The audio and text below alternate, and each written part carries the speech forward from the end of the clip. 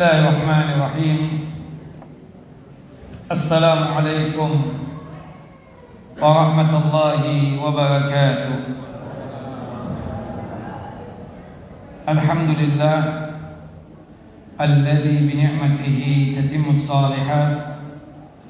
Wa usalli wa usallim ala nabiyil karim Muhammad bin Abdullah wa ala alihi wa sahbihi wa man tabi'ahu ila yaumiddin, wa ba'd. Wa bi sahli sadri wa yassir li amri wa hlul 'uqdatam min lisani yafqahu qawli. Allahumma anfa'na bima 'allamtana wa 'allimna ma yanfa'una wa zidna 'ilma. Allahumma inna na'udzu bika min zawali ni'matika wa fuj'ati niqmatika wa tahawuli afiyatika wa jami'i sakhatika. Allahumma inna na'udzu bika min jahdil bala wa darakis syaqa wa su'il qada wa syamatatil a'da. Allahumma inna na'udzu bika min adzabi jahannam wa min adzabil qabr wa min fitnatil mahya wal mamat wa min syarri fitnatil masihid dajjal. Ikhwani wa akhawati fid din, a'azzani wa a'azzakumullah. Bapak dan Ibu yang dimuliakan oleh Allah Jalla wa Ala, Majlis Ta'lim Masjid Nurul Iman, Nurul Islam yang sedang lindungan dan penjagaan Allah Jalla wa Ala, melanjutkan kajian kita pembacaan kitab Sahihu Fadailul A'mal, kitab yang disusun oleh Syekh Mustafa Mahdi hafizahullah. Semoga Allah Jalla wa Ala selalu menjaga dan melindungi beliau. Kita masuk kepada pembahasan tentang ayat-ayat dan surah-surah harian yang kita baca. Di sini Syekh di dalam bab yang kelima berkaitan tentang Fadailul Quran itu membahasnya di pembahasan yang kelima berkaitan dengan pembacaan surah Al-Fatihah, keutamaan surah Al-Fatihah. Kemudian juga pada pembahasan yang keenam berkaitan dengan keutamaan ayat kursi. Kemudian juga ditambah berkaitan dengan keutamaan dua ayat terakhir surah Al-Baqarah, termasuk juga keutamaan surah Al-Kahfi, terutama di 10 ayat yang pertama dari surah Al-Kahfi. Kemudian keutamaan surah Al-Falaq dan juga surah An-Nas. Nah, insyaallah satu persatu pada malam hari ini kita akan membahasnya. Kita mulai dari Fadailu surati Al-Fatihah, keutamaan surah Al-Fatihah.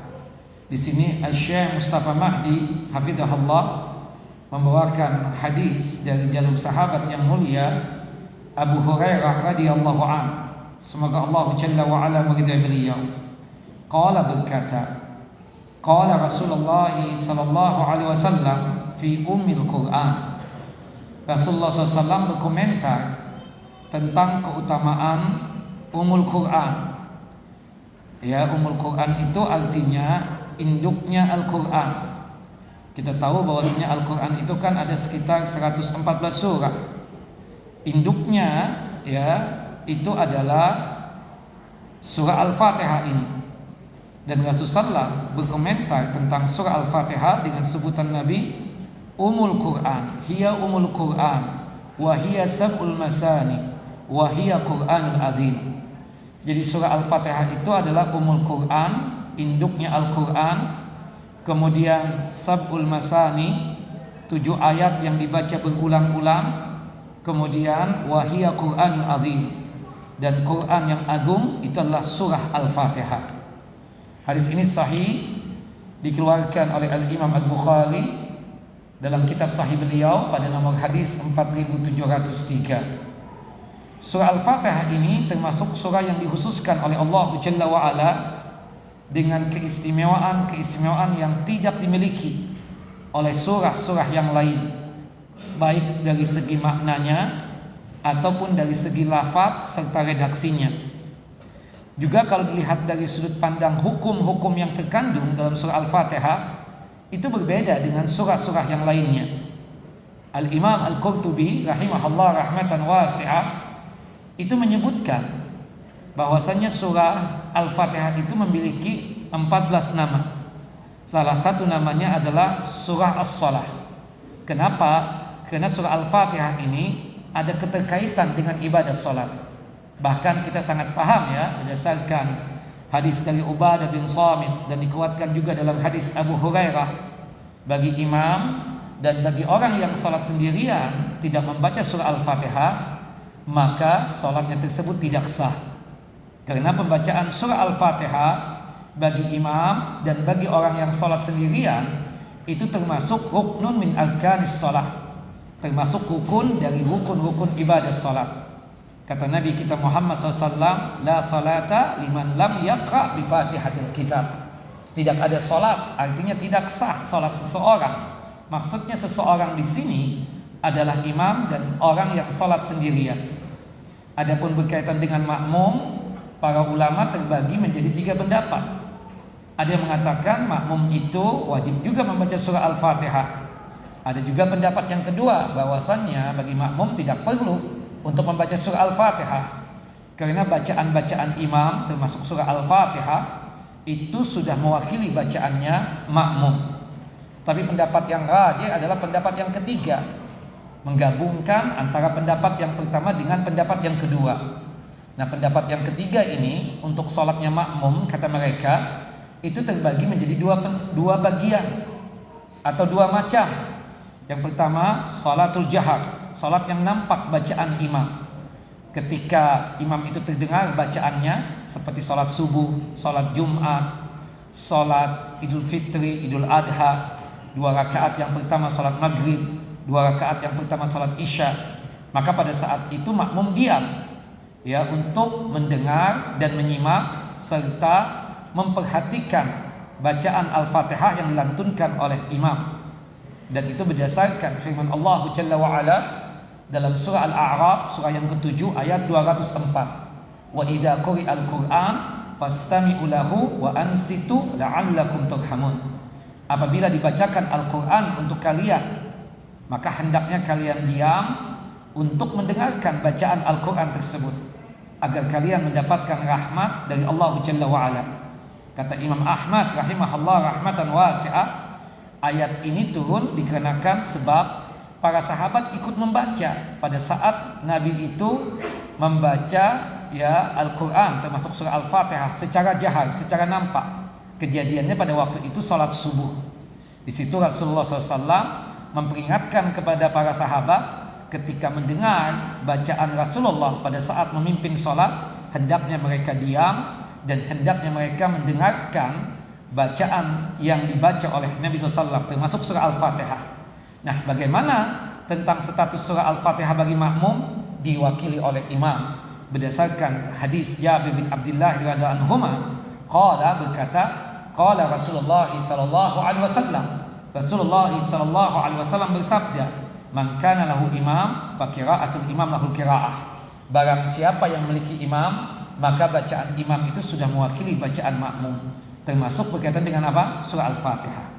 Nah, adapun salat yang sir, salat yang tidak terdengar bacaan imam, seperti salat zuhur, salat asar, 1 rakaat yang terakhir maghrib, 2 rakaat yang terakhir salat isya, maka hendaknya makmum itu membaca Al-Fatihah.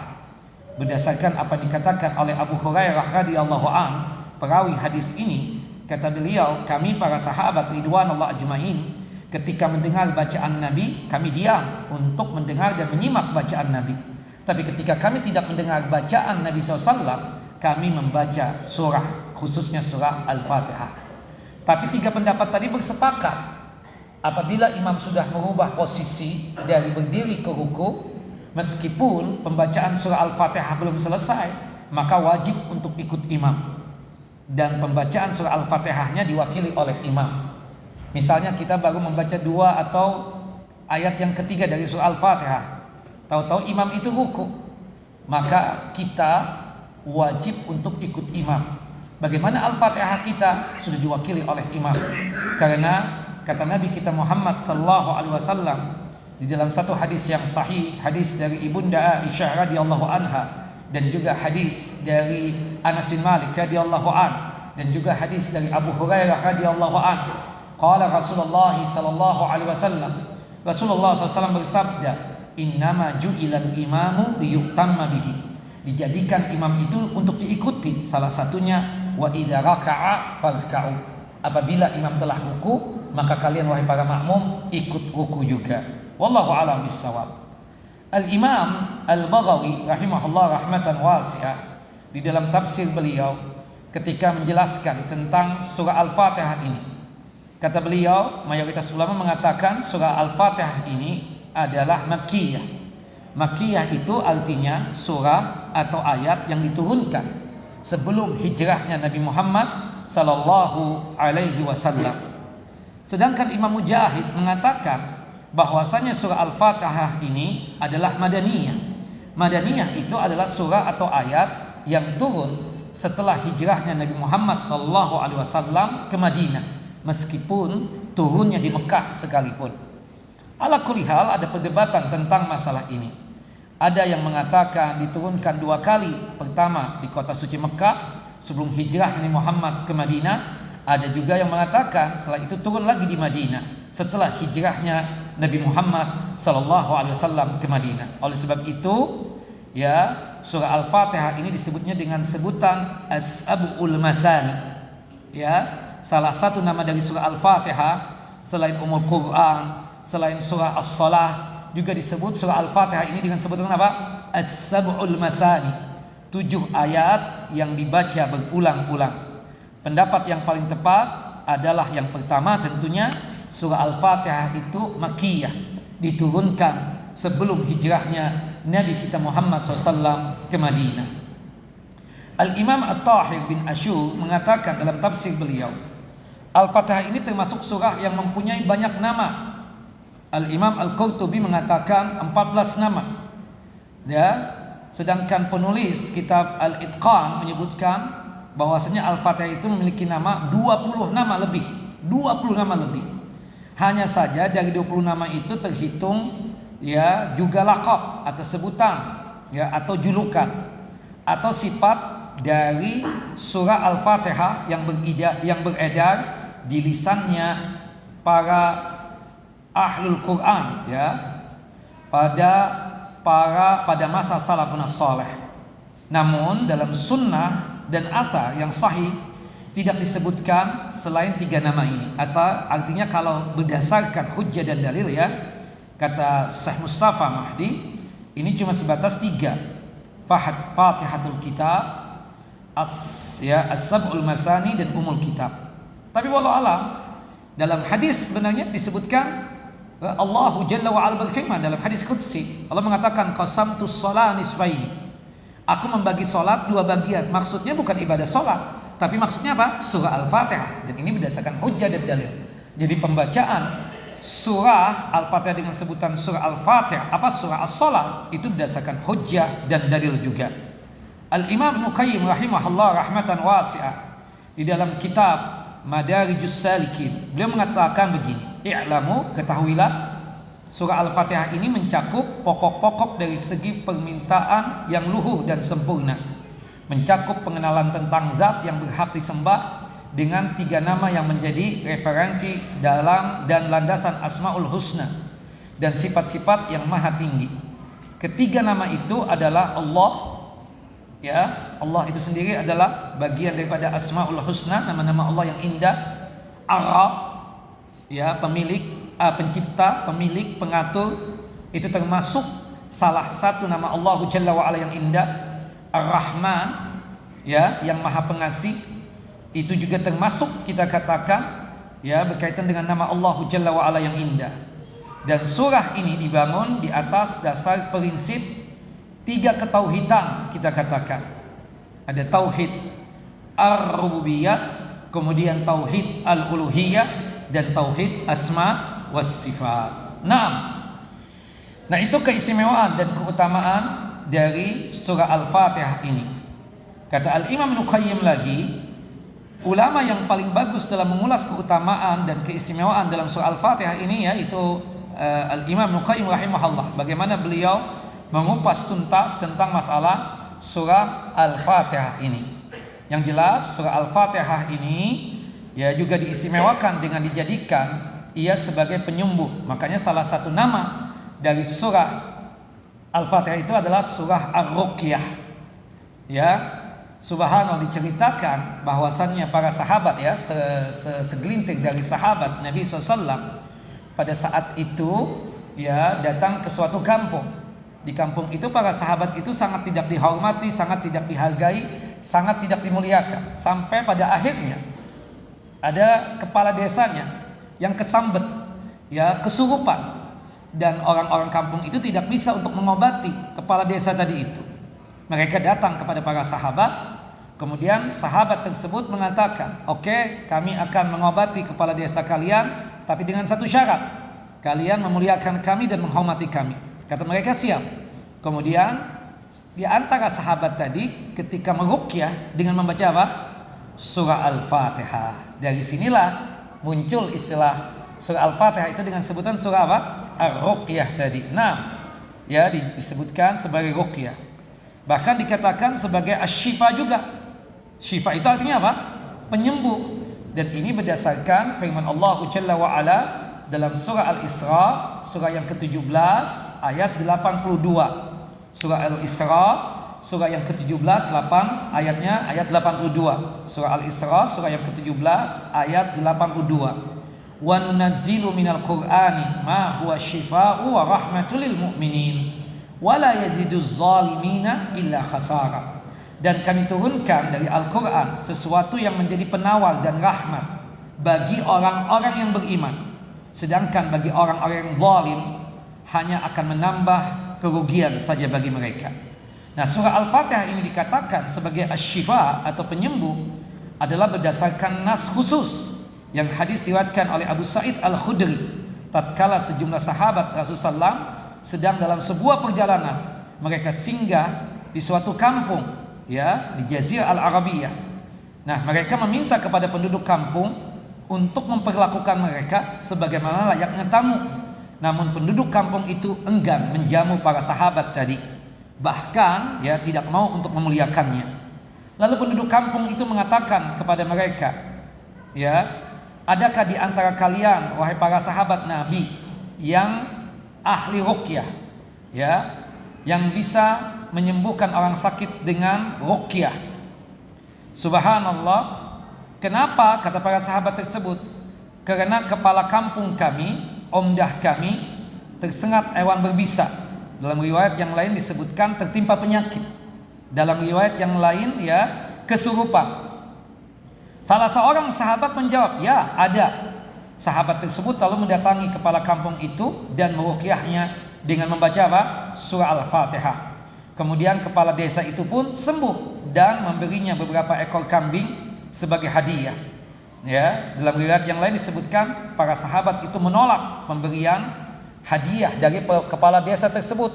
Dia mengatakan tidak sampai aku ini atau kami ini menyampaikan hal ini kepada Nabi SAW, karena kami paham meruqyah ini nggak pakai ongkos, nggak pakai dana, ya artinya cuma sebatas ya membantu saja.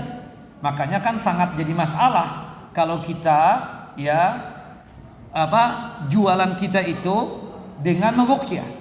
Antum boleh mengambil dana dari antum meruqyah, mungkin dari jualan alatnya, mungkin juga dari waktu yang antum sediakan untuk meruqyah, seperti itu. Tapi kalau antum ya menawarkan jualan antum dengan bahasanya menjual ilmu ruqyah antum, ini jadi tidak tepat. Karena Nabi Muhammad SAW ya melarang hal itu. Dan para sahabat tadi ketika diberikan hadiah sebagai imbalan dan upah karena meruqyah, ditolak oleh mereka. Kata mereka, sampai kami itu berjumpa dengan Nabi SAW. Nah, setelah menemui Nabi SAW, ya sahabat tadi menceritakan apa yang mereka alami kepada Nabi Muhammad SAW. Wahai Rasulullah, demi Allah aku tidak meruqyah orang lain selain dengan surah Al-Fatihah. Rasulullah SAW kemudian tersenyum dan berkata, dari mana engkau tahu bahwasanya surah Al-Fatihah itu bisa dijadikan sebagai surah untuk meruqyah? Subhanallah. Ya, kata sahabat tersebut dari ayat-ayatnya di sana berkaitan dengan tauhid dan seterusnya. Nah, di sini Rasulullah SAW mengizinkan, gak apa-apa, ambil saja sebagai hadiah. Tapi bukan sebagai apa? Sebagai upah. Jadi kalau hadiah tidak mengapa, ya. Kata Nabi, ambillah kambing-kambing itu dan beri aku bagian dari kambing itu bersama kalian, ya kan? Ini ungkapan Nabi karena kepala desanya itu bukan menjadikan itu sebagai upah, tapi sebagai apa? Sebagai hadiah. Wallahu a'lam bissawab. Nah, disebutkan juga dalam riwayat yang lain, sahabat Nabi SAW tersebut membaca surah Al-Fatihah dan beliau mengumpulkan air liurnya, lantas dia meludahkan pada si penderita sakit tadi itu, yaitu kepala desa. Wallahu a'lam. Itu disebutkan oleh Al-Imam Al-Bukhari dalam kitab sahihnya pada nomor hadis 2276, dan hadis juga dikeluarkan oleh Al-Imam Muslim dalam kitab sahih beliau pada nomor hadis 2201. Nah, kemudian berkaitan dengan Ummul Quran, ya, disebutkan terkait sabda Nabi, Ummul Quran, hiya Ummul Quran. Al-Imam Asy-Syaukani rahimahullah rahmatan wasi'ah di dalam kitab Fathul Qadir disebutkan oleh beliau bahwasanya Ummul Quran juga bisa dikatakan Ummul Kitab, dan itu disebutkan dalam Sahih Al-Imam Al-Bukhari di awal kitab tafsir beliau. Al-Bukhari menulis dinamai Ummul Kitab karena surah itulah yang pertama kali ditulis dalam mushaf. Surah Al-Fatihah itu surah yang berapa? Yang pertama, makanya disebut Ummul Kitab dan merupakan bacaan Al-Quran yang pertama kali dibaca di dalam sholat. Nah, adapun mengenai sabda Nabi, ya, surah Al-Fatihah itu as-sab'ul masani, 7 ayat yang berulang-ulang. Itu berdasarkan dalil sebagaimana yang dikatakan oleh Al-Hafidz Ibnu Hajar Al-Asqalani rahimahullah rahmatan wasi'ah. Yang dimaksud dengan as-sab'u itu 7. Di sini ada 7 ayat. Al-Fatihah itu kan 7 ayat. Sebab surah Al-Fatihah itu terdiri dari 7 ayat, dan ini adalah pendapat sahabat yang mulia Sa'id bin Jubair radhiyallahu anhu. Para ulama berbeda pendapat tentang alasan kenapa sih disebut dengan al-masani. Masani itu kan artinya berulang-ulang. Pendapat yang pertama ada yang mengatakan al-masani itu karena surah ini diulang bacaannya pada setiap rakaat sholat. Makanya disebutlah Al-Fatihah itu dengan sebutan apa? As-sab'ul masani. Karena setiap rakaat sholat kita membaca apa? Surah Al-Fatihah, ya kan, seperti itu. Setiap rakaat dari sholat kita membaca surah Al-Fatihah. Maka disebutlah surah Al-Fatihah itu dengan sebutan As-Sab'ul Masani. Ada juga yang berpendapat, ya, kenapa surah Al-Fatihah itu disebut dengan As-Sab'ul Masani? Karena surah ini mengandung pujian kepada Allah Jalla wa'ala. Dan ada juga yang mengatakan, yaitu pendapat ketiga, kenapa surah Al-Fatihah disebutnya As-Sab'ul Masani?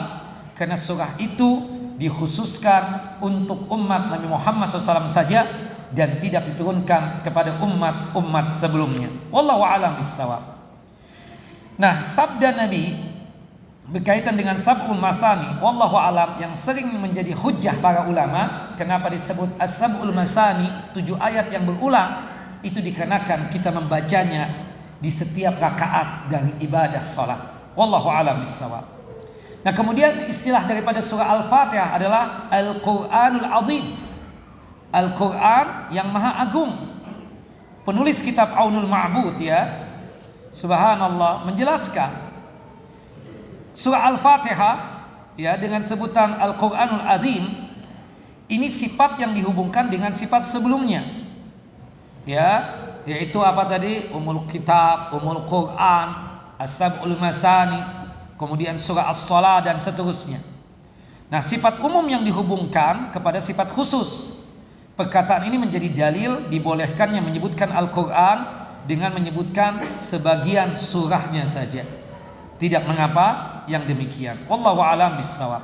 Al-Hafidz Ibnu Katsir rahimahullah rahmatan wasi'ah di dalam tafsir beliau, ya, beliau mengatakan dinamai Al-Fatihah, ya, dikarenakan Al-Fatihah itu sebagai surah pembuka Al-Quran. Al-Fatihah, ya kan? Kenapa? Karena surah ini surah pembuka. Karena kita tahu surah yang pertama dalam tulisan mushaf Al-Quran yaitu surah apa? Al-Fatihah. Wallahu a'lam bissawab. Dengan demikian, ikhwan, ada nama-nama yang sudah kita ketahui, ya, banyak sekali dari surah Al-Fatihah. Ada surah As-Salah, ada Ummul Quran, ada Ummul Kitab, ada As-Sab'ul Masani, ada juga dengan sebutan Al-Quranul Azim, ada juga sebutan dengan surah Ar-Ruqyah dan seterusnya. Wallahu alam bissawab. Naam.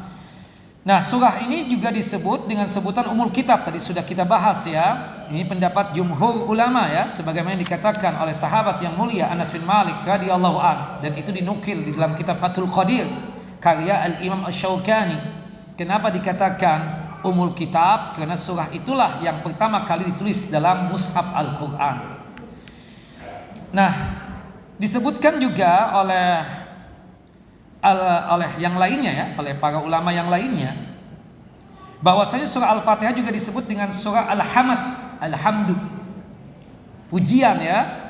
Karena kita tahu pada ayat ya disebutkan Alhamdulillahirabbil alamin. Ya, di situ timbullah nama surah itu dengan sebutan Alhamdu. Kadang diistilahkan dengan istilah as-shalah. Menurut mereka ada hujjah dan dalil yang menerangkan itu. Kenapa surah Al-Fatihah disebut dengan sebutan surah Al-Hamd dan surah As-Salah? Berdasarkan hadis qudsi yang dimana Allah Jalla wa Ala mengatakan, qasamtus shalah nisfaini, ya, nisfun li wa nisfun li abdi. Aku telah membagi salat. Maksudnya di sini surah Al-Fatihah dua bagian, sebagian untukku dan sebagian ya untuk hamba-hambaku. Nah, untukku Alhamdulillahi Rabbil Alamin. Di situ kan alhamd. Di situ kita seakan-akan sedang berdialog dengan Allah Jalla wa Ala. Allah mengatakan, ya, Hamidani abdi, hambaku telah memujiku. Hamidani abdi. Ya, Alhamdulillahi Rabbil Alamin Ar-Rahmanir Rahim. Asna alayya abdi, hambaku telah memuliakan aku, telah mengagungkan aku. Ar-Rahmanir Rahim Maliki Yaumiddin Majadani abdi, hambaku memuliakan aku. Dari sinilah mereka menamakan surah Al-Fatihah dengan surah Al-Hamd. Jelas ya? Nah, atau termasuk nama As-Salah, hambaku telah memujiku, hambaku telah mengagungkanku. Makanya dalam pembacaan surah Al-Fatihah hendaknya ayat per ayat, kata para ulama, karena terjadi dialog antara kita dengan Allah Jalla wa Ala. Meskipun boleh kita pakai menyambung, ayat yang pertama disambung dengan ayat yang kedua, ketiga dan seterusnya. Alhamdulillahi Rabbil Alamin Ar-Rahmanir Rahim Maliki Yaumiddin. Tidak mengapa. Tapi yang afdal kita putus ayat per ayat. Alhamdulillahi Rabbil Alamin Ar-Rahmanir Rahim Maliki Yaumiddin dan seterusnya. Wallahu a'lam bissawab. Naam, tadi Al-Fatihah juga disebut dengan Asy-Syifa, sudah kita sebutkan. Al-Fatihah juga disebut dengan surah Ar-Ruqyah, sudah kita jelaskan juga kejadiannya. Naam, itu yang disetujui oleh Abu Sa'id Al-Khudri, sahabat Nabi SAW. Al-Fatihah hiya Ruqyah, surah Al-Fatihah itu adalah surah Ruqyah. Naam, Al-Imam Asy-Sya'bi telah meriwayatkan dari Abdullah bin Abbas bahwa Abdullah bin Abbas menyebutkan surah Al-Fatihah adalah asasul Quran, asasul Quran. Ya, asas Quran atau dasarnya Al-Quran itu adalah surah apa? Al-Fatihah. Dan Al-Fatihah asasnya itu, kata Abdullah bin Abbas, Bismillahirrahmanirrahim. Nah, kemudian Sufyan bin Uyainah menamai surah Al-Fatihah dengan surah Al-Waqi'ah. Ya. Sedangkan Imam Yahya bin Abu Katsir menamai surah Al-Kafiyah. Al-Kafiyah itu artinya pencukup ya. Karena surah Al-Fatihah itu mencukupi dari seluruh yang lainnya. Sedangkan surah-surah yang lainnya tidak mencukupi dan tidak mewakili. Sedangkan surah Al-Fatihah itu mencukupi dengan yang lainnya dan mewakili yang lainnya. Maka dikatakan oleh Yahya bin Abu Katsir, ini seorang alim, surah Al-Fatihah itu adalah surah Al-Kafiyah. Naam.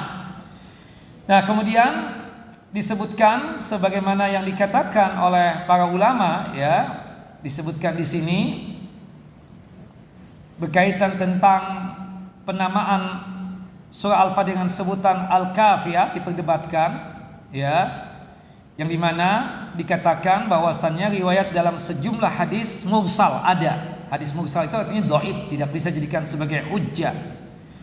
Wallahu a'lam bissawab ya. Ini nama-nama berkaitan dengan surah Al-Fatihah. Yang jelas surah Al-Fatihah ini kita baca di setiap hari Dan di setiap solat, tentunya dalam rakaat solat, maka dinamakanlah surah Al-Fatihah dengan sebutan As-Sab'ul Bathani. Nah, kita masuk kepada pembahasan yang keenam. Ini termasuk ayat yang paling agung dalam Al-Quran, yaitu ayat kursi. Jadi kalau surah yang paling agung surah apa ikhwan? Al-Fatihah. Sedangkan ayat yang paling agung ayat kursi, sebagaimana disebutkan di dalam Hujjah dan Dalil. Nah, kita membaca ayat kursi ini dalam satu hari berapa kali? 8 kali, benar ibu-ibu, 8 kali. Setelah salat subuh, ya, salat 5 waktu ya, salat 5 waktu. Setelah salat 5 waktu itu kita katakan 1 kali 5 kan 5 sudah. Zikir pagi 1 kali 6, zikir petang 1 kali 7, sebelum tidur 1 kali. Jadi berapa? 8 kali. Nah, subhanallah, ajibnya lagi surah Al-Fatihah ini yang kita baca setelah kita melaksanakan salat wajib, jaminannya apa? Jannah, surga. Subhanallah, sebagaimana disebutkan di dalam hadis Abu Umamah Al-Bakhili radhiyallahu anhu. Makanya ikhwan, setelah salat 5 waktu itu jangan sampai kita meninggalkan pembacaan ayat kursi 1 kali. Ya. Subhanallah, dikatakan man qara'a ayatal kursi fi kulli duburin salatin maktubatin, ya, lam yamna'hu min dukhulil jannah illa ayyamuta. Bahwasannya tidaklah seseorang dari kita ini membaca ayat kursi 1 kali setelah salat wajib, setelah salat fardu, tidak ada yang menghalangi dia untuk masuk ke dalam jannah dan surga kecuali kematian. Maksudnya kata para ulama, kalau orang terbiasa membaca ayat kursi 1 kali setelah salat fardu, maka dipastikan jaminan surga untuknya. Makanya jangan sampai kita ketinggalan pembacaan ayat kursi setelah salat wajib. Nah, termasuk juga sebelum tidur. Kalau kita tidak ingin diganggu oleh syaitan, oleh bangsa jin, maka sebelum tidur kita baca ayat kursi 1 kali. Disebutkan di sini dalam hadis Abu Hurairah radhiyallahu an, semoga Allah Jalla wa ala meridai beliau, qala, berkata, wakkalani Rasulullah SAW bihifzi zakati Ramadan. Rasulullah SAW menugaskan aku untuk menjaga harta zakat Ramadan. Maksud zakat Ramadan ini apa? Zakat fitri atau zakat fitrah yang berwujud pada saat itu kurma. Jadi disebutkan dalam riwayat yang lain, Abu Hurairah itu kan jaga. Subhanallah, ketika mau dikeringkan ditinggalkan. Tahu-tahu sore mau ngambil, hilang kurma-kurma tadi itu. Padahal itu untuk zakat fitri atau zakat fitrah. Sampai akhirnya aku tungguin dari pagi sampai sore hari. Fa'atani atin, datanglah seseorang berwujud manusia, yang itu jin, ya, berwujud apa? Manusia. Faja'ala yahsu minat ta'am, kemudian orang itu mengambil apa? Sebagian makanan dari harta zakat itu. Maksudnya apa? Kurma pada saat itu, ya. Wujud makanannya apa? Kurma. Fa'akhadtuhu, kemudian aku tangkap dia, ya. Faqultu, dan aku berkata kepadanya, la alfa'annaka ila Rasulullah SAW, sesungguhnya, sungguh-sungguh aku akan serahkan engkau kepada Rasulullah SAW. Sesungguhnya aku akan melaporkan engkau kepada Rasulullah SAW. Singkat ceritakan, diikat manusia ini. Kemudian dia mengaku, aku ini jin, aku ini syaitan, ya, sebagaimana disebutkan di dalam hadis yang lumayan panjang.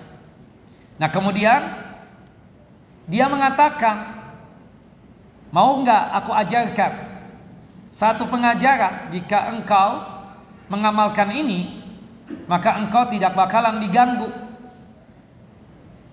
Kata Abu Hurairah, ya, aku mau. Apa itu? Subhanallah, tapi syarat, engkau lepaskan aku setelah ini. Disebutkan dalam hadis tersebut, fadzakara al-hadisa faqala, kemudian, ya, diceritakan hendaknya engkau membaca apa? Ayat kursi. Orang itu dilepaskan, ya, ternyata memang jin, menghilang setelah itu. Kemudian disampaikan kepada Nabi Sallallahu Alaihi Wasallam, benar gak nih orang? Akhirnya Rasulullah SAW mengatakan, ya Rasulullah, tentang ayat kursi itu gimana sih?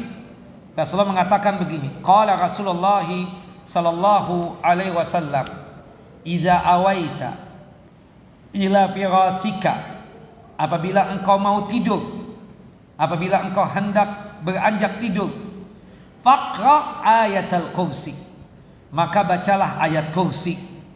Lan yazala 'alaika minallahi hafizun wala yaqrabuka syaitanun hatta tusbiha.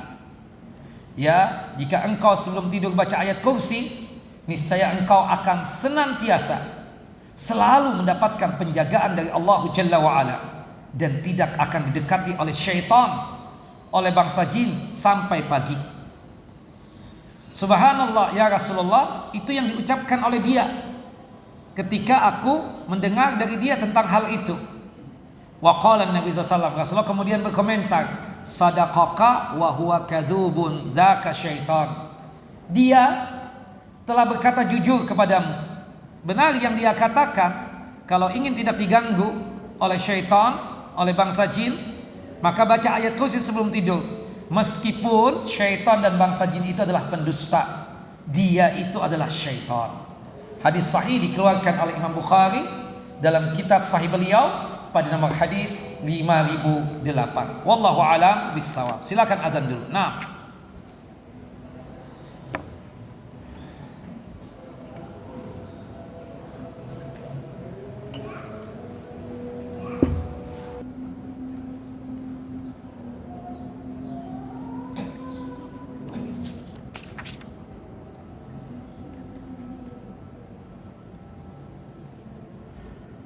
Taib ikhwan wa akhwati fid din, a'azzani wa a'azzakumullah. Sebagaimana yang kita jelaskan tadi, ayat kursi ini ayat yang paling agung dalam Al-Qur'an. Sebagaimana disebutkan di dalam hadis ya Ubay bin Ka'ab radhiyallahu an, yang dimana Rasulullah SAW mengatakan kepada Ubay bin Ka'ab, "Hai Abu Munzir," ini panggilan daripada Ubay bin Ka'ab, "tahu enggak ayat apa yang engkau hafal dari kitab Allah yang paling agung?" Kata Ubay bin Ka'ab, beliau mengatakan Allah dan Rasulnya yang mengetahui. Ya, aku tidak mengetahui ya seperti itu. Tidak ada Tuhan yang pantas untuk disembah kecuali Allah Jalla wa Ala. Kemudian dikatakan oleh Nabi SAW, yaitu ayat kursi. Ayat kursi. Dalam riwayat yang lain disebutkan bahwasanya Rasulullah SAW mengatakan dan Ubay mengetahuinya, yaitu ayat kursi. Ya, Allahu la ilaha illa huwal hayyul qayyum. Ya, Allah Jalla wa Ala yang maha hidup, yang maha berdiri, yang dimana Allah Jalla wa Ala tidak pernah tidur dan tidak pernah mengantuk. Ya, maksudnya ayat kursi, surah Al-Baqarah surah yang kedua ayat 255. Nah, kenapa dikatakan ayat kursi?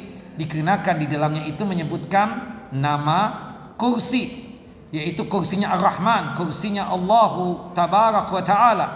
Nah, apa disebut dengan kursinya Allahu Jalla wa Ala ya ikhwan? Lupa. Apa yang disebut dengan kursinya Allah Jalla wa Ala? Nah, itu salah. Aras lebih besar daripada kursi. Aras berbeda, makhluk Allah, dan itu lebih besar daripada kursi. Kursi makhluk Allah yang lain. Ya, kursinya Allah bukan aras. Tidak ada hubungannya. Terpisah. Aras makhluknya Allah, kursi makhluknya Allah yang lain. Kursinya Allah Jalla wa Ala yang benar sebagaimana dikatakan oleh sahabat yang mulia Abdullah ibnu Abbas radhiyallahu anhuma, dan itu dikuatkan oleh para ulama ya, di antaranya Al-Imam Ibnu Qayyim dan guru beliau Syekh Islam Taimiyah, kemudian ulama-ulama sekarang seperti Syekh Abdul Aziz bin Baz, Syekh Muhammad bin Shalih Al-Utsaimin, Syekh Shalih Al-Fauzan dan seterusnya. Kursinya Allah Jalla wa Ala adalah tempat Allah Jalla wa Ala menginjakkan kedua telapak kakinya. Tempat Allah Jalla wa Ala menginjakkan kedua telapak kakinya. Telapak kakinya Allah Jalla wa Ala sesuai dengan kebesaran dan keagungan Allah Jalla wa Ala. Allah punya telapak kaki. Telapak kakinya Allah sesuai dengan kebesaran dan keagungan Allah. Tidak bisa dihayalkan, tidak bisa dibayangkan, dan tidak boleh diselewengkan maknanya. Ya. Dan tidak boleh untuk diserupakan dengan makhluk, dan tidak boleh juga untuk ya dinafikan. Allah Jalla wa Ala memiliki telapak kaki, kita katakan telapak kakinya Allah Jalla wa Ala sesuai dengan kebesaran dan keagungan Allah Jalla wa Ala. Jadi sekali lagi, yang disebut dengan kursi itu adalah tempat Allah Jalla wa'ala menginjakkan kedua telapak kakinya. Wallahu alam bissawab. Maka oleh sebab itu hafalkan ayat kursi ini, jangan sampai kita tersebut ya tidak hafal ya. Karena ayat kursi ini dalam sehari kita baca berapa kali? 8 kali. Dan itu sebagai penjaga kita dari godaan syaitan yang terkutuk. Disebutkan dalam hadis Uqbah bin Amir, qala berkata, ya, amarani Rasulullah sallallahu an aqra'a ya al-mu'awwidzat. Rasulullah SAW memerintahkan aku untuk membaca surah-surah al-mu'awwidzat setiap selesai salat, fi duburis shalah, setiap selesai salat wajib. Surah al-mu'awwidzat itu apa? Al-mu'awwidzat al-ikhlas, al-falaq, an-nas. La haula wala quwwata. Surah al-mu'awwidzat, qul, surah qul huwallahu ahad, qul al-falaq, qul a'udzu birabbin nas. Ya kan? Seperti itu. Nah, termasuk disebutkan di sini yaitu surah apa? Yaitu ayat kursi juga. Jadi ayat kursi, al-ikhlas, al-falaq, an-nas itu terkadang apa? Satu paket itu. Ya, setelah salat wajib ada, di zikir pagi dan petang ada, sebelum tidur juga ada. Wallahu a'lam. Satu lagi, keutamaan 2 ayat yang terakhir surah Al-Baqarah. Ini pun kita baca setiap hari. Kapan? Sebelum tidur. Sebelum tidur. Disebutkan di dalam hadis Abu Mas'udin Al-Badri radhiyallahu an, semoga Allah Jalla wa ala meridai beliau, anin Nabi sallallahu alaihi wasallam qala, dari Nabi sallallahu alaihi wasallam beliau bersabda, al-ayatani min akhir suratil Baqarah man qara'ahuma fi lailatin kafatah. 2 ayat yang terakhir surah Al-Baqarah, barang siapa yang membaca 2 ayat yang terakhir surah Al-Baqarah pada malam hari, maka keduanya telah mencukupinya. Hadis sahih dikeluarkan oleh Al-Imam Al-Bukhari dalam kitab sahih beliau pada nomor hadis 4008, dan hadis juga dikeluarkan oleh Al-Imam Muslim dalam kitab sahih beliau pada nomor hadis 808. Maksud kafatah, kedua ayat tadi mencukupinya. Itu ada sekitar 15 penafsiran dari para ulama. Ada yang maksudkan kata kafatah, 2 ayat ini telah mencukupi dari melaksanakan qiyamul lail dengan membaca Al-Quran. Jadi kita ini kadang terlewatkan salat tahajud, qiyamul lail.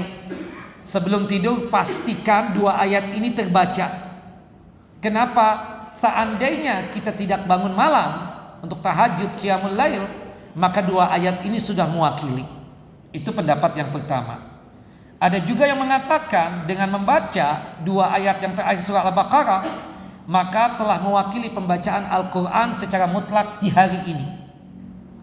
Ya, afdolnya setiap hari kita membaca Al-Quran berapa ayat?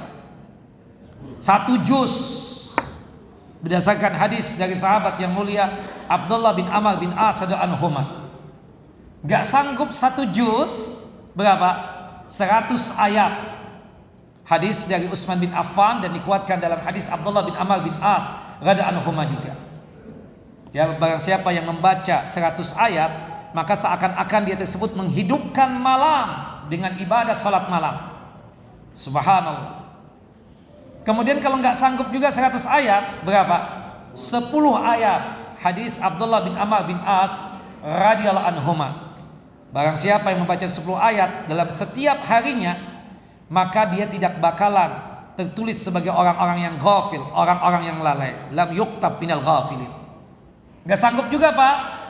2 ayat terakhir surah Al-Baqarah ini jangan terlewatkan oleh kita. Sudahkah antum membaca Al-Quran hari ini?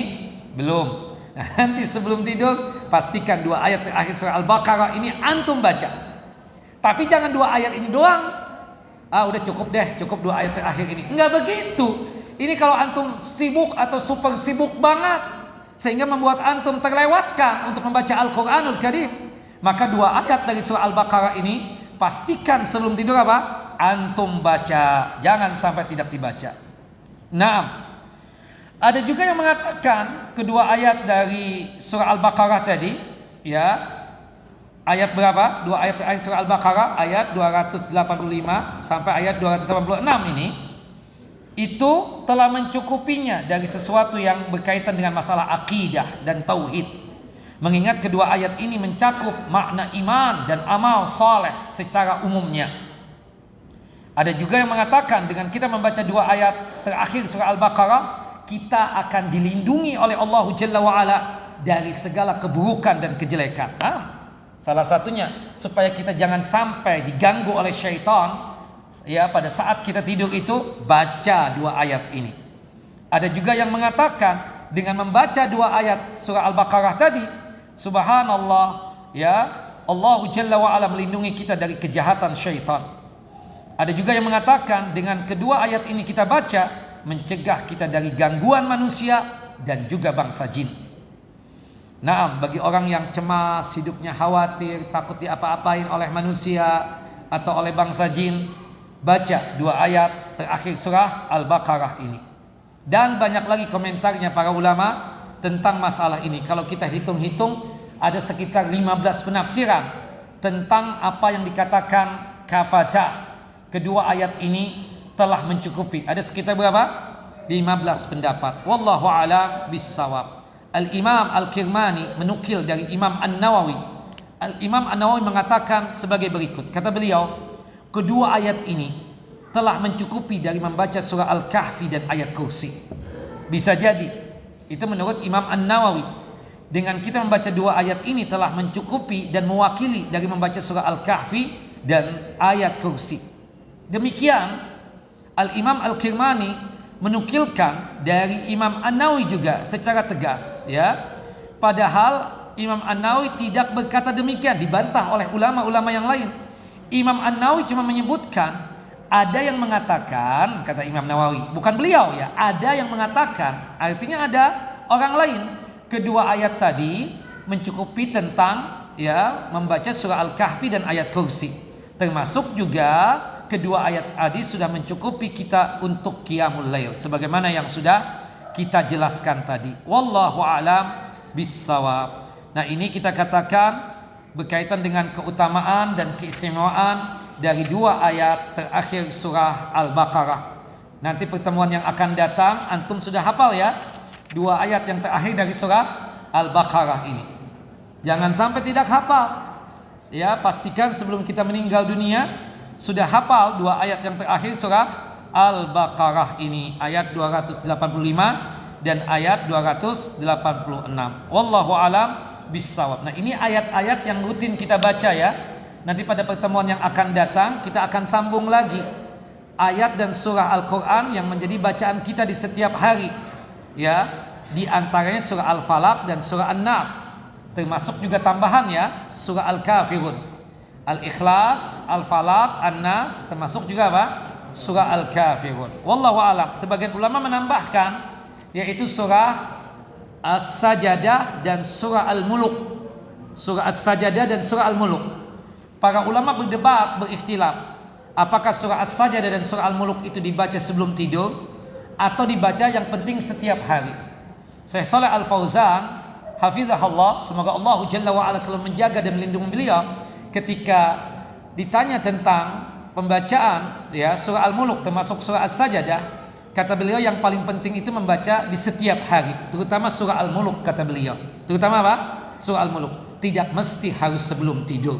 Nah, nanti insya Allah kita akan bahas juga berkaitan dengan surah-surah tadi itu, dan yang jelas itu surah kita baca menjadi harian kita, ya, menjadi harian kita. Dan usahakan ikhwan dan akhwat, ya, ayat-ayat harian dan surah-surah Al-Quran yang harian itu kita hafalkan, ya, kita hafalkan. Termasuk puncaknya itu surah As-Sajadah dan surah apa? Surah Al-Muluk, surah yang jumlah ayatnya berapa? 30 ayat.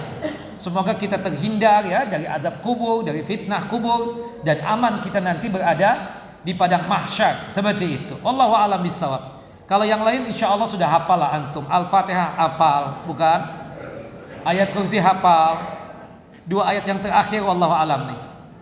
2 ayat terakhir surah Al-Baqarah hafal tidak? Hafal, alhamdulillah. Surah Al-Kafirun hafal? Al-Ikhlas, Al-Falaq, An-Nas hafal ya. Seperti itu. Nah, tinggal dikuatkan surah As-Sajadah dan surah Al-Mulk. Naam. Jangan sampai kita tidak hafal. Semoga sebelum kita meninggal dunia kita sudah hafal surah As-Sajadah dan surah Al-Mulk. Wallahu a'lam bissawab. Nah, nanti kita tingkatkan lagi yang pekanan. Yang pekanan itu diantaranya apa? Surah As-Sajadah dan surah Al-Insan.